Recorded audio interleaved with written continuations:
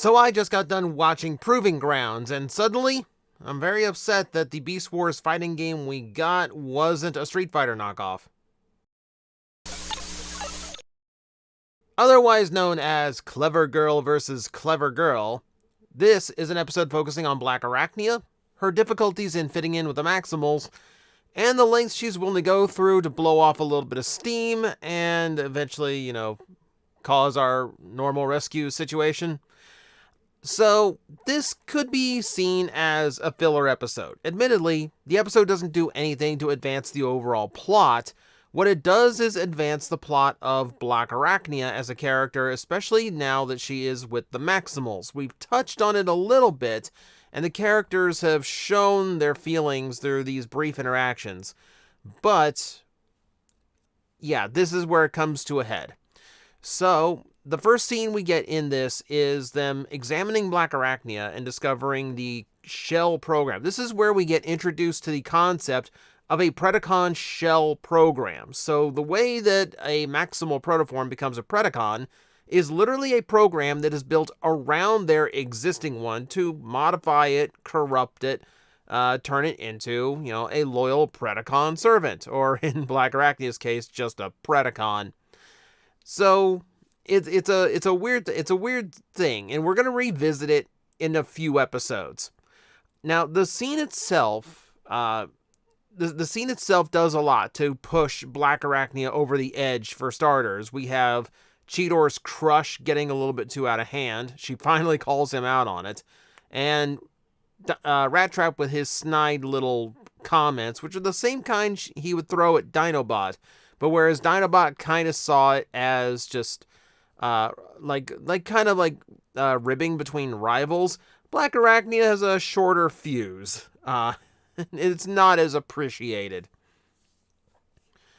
It doesn't help that she overhears Rhinox and Optimus talking about removing the shell program. And a scene here is really well written.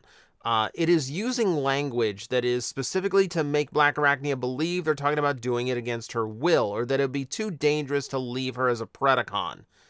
The way Optimus is speaking, it actually means, the verbiage here is that to remove the shell could wipe her core, but to leave it would mean she would be a Predacon forever, where Primal is talking about, that might be too big of a risk to take.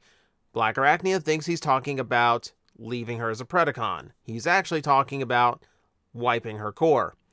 So, it's an episode of misunderstanding, which is kind of a tired trope, but in this case, it is pushing Black Arachnia's narrative along in the direction it needs to go, because it is all about her trust and her comfort with the Maximals. It is interesting. It is actually interesting, because it's very rare. Like, even when Dinobot was part of the Maximals, we never saw it splintered like this. It's a very different feel than when Dinobot was on the team. So, her response to this is, in a way, similar to how, someone would go out and get a tattoo for therapeutic reasons, or go bungee jumping, or do some kind of extreme adrenaline rush thing. She goes out and picks a fight with the first Predacon she sees, which in this case is Dinobot, who is just wandering around. It's somewhat convenient. Well, not wandering around. He was spying on the base and saw her leave. So he made himself known to her because I guess he's spoiling for a fight too. In general, there's a cat and mouse game between the two that's actually really fascinating. Now, obviously, Black Arachnia is way outmatched here. Part of this episode is to demonstrate just how powerful a Transmetal 2 is compared to your standard stock Transformer. And on the Maximal side of things, we really only have two of those to go, Rhinox and Black Arachnia. And it's not going to be Rhinox. He's not... He spends Season 3 not being the most combative Maximal. He's happier staying at home and minding the computers now. But it also gives us a chance to see Black Arachnia back in her original form, right? So she's actually doing, the things she's been good at. Her stalking, her acrobatics, her martial art abilities, all that's coming into play again. It's been a long time since we got to actually see it. The mistake in this cat and mouse game is falling for a hollow projector trick. And I actually like this as a use. It seems weird. It makes Dinobot more of like a modern hunter rather than just a pure predator because he's using traps and diversions. And it works. And I really like them using a hollow projector because it's technology the Predacons have used before. So even though the gadget's brand new, the technology is not. So it works out. It works out. By the way, I'm talking about a better mousetrap. They used one in a better mousetrap in season 1. It's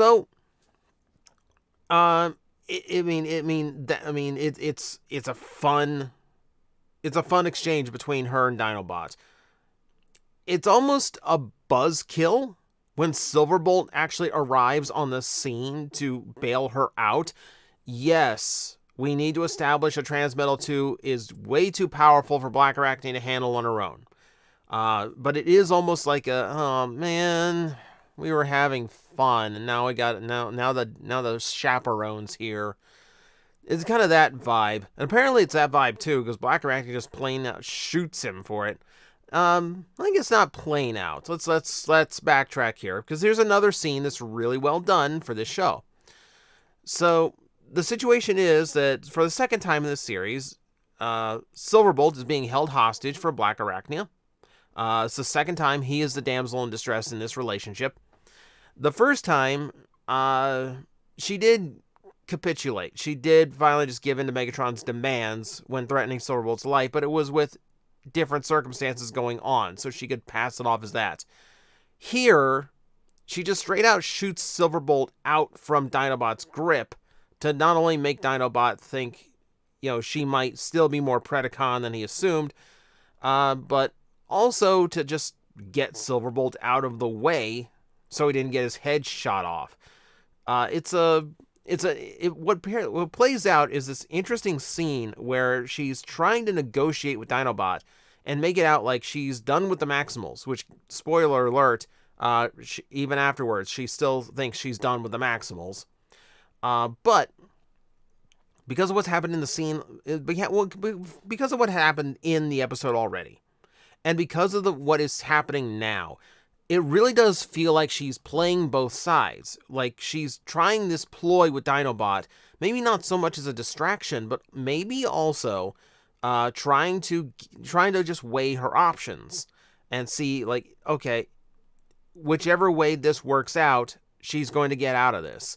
Black Arachnia's chief trait for most of her appearance in the show is survival. And this is her trying to find some way of surviving.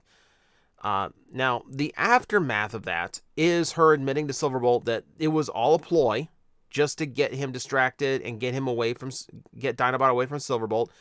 But we don't know if that's the real truth. As always with Black Arachnia, she's written so well that you don't necessarily know if she's being honest or what side she's really playing, or if she really is just on her own side here.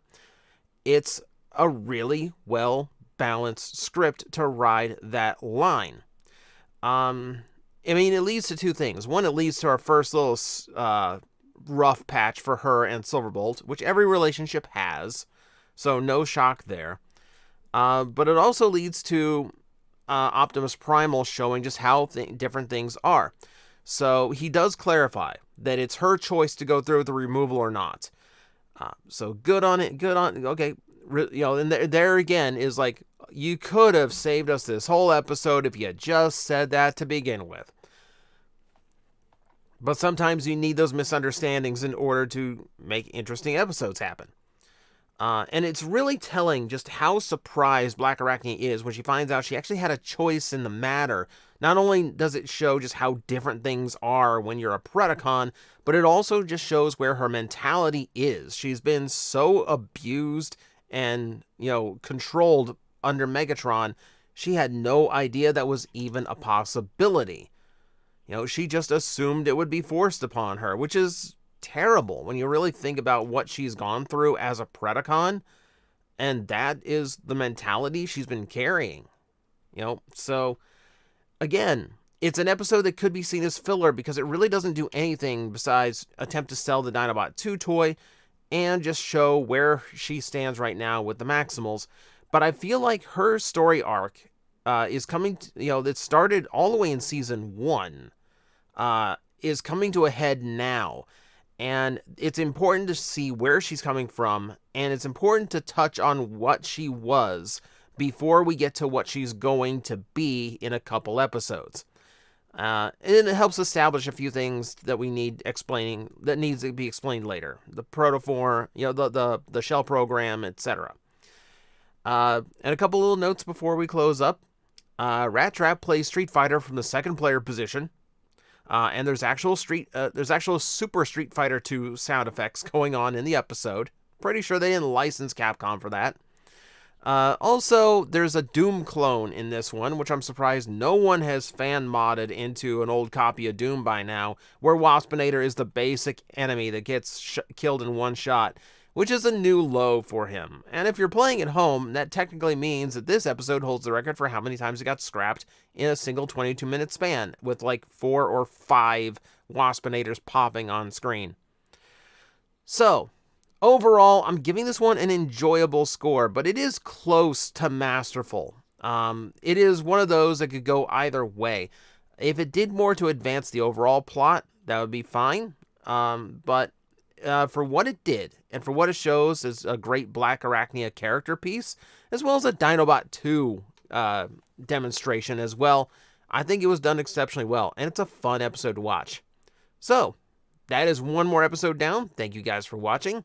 I hope I will see you for the next episode. Guys, I am facing the most powerful enemy any YouTuber can face, the algorithm, and I need your help to defeat him. Hit the like button, hit the subscribe button, hit the notification bell, and leave a comment. Every time you do, we attack that algorithm and we drive it back until it can no longer defeat this channel. Thank you very much.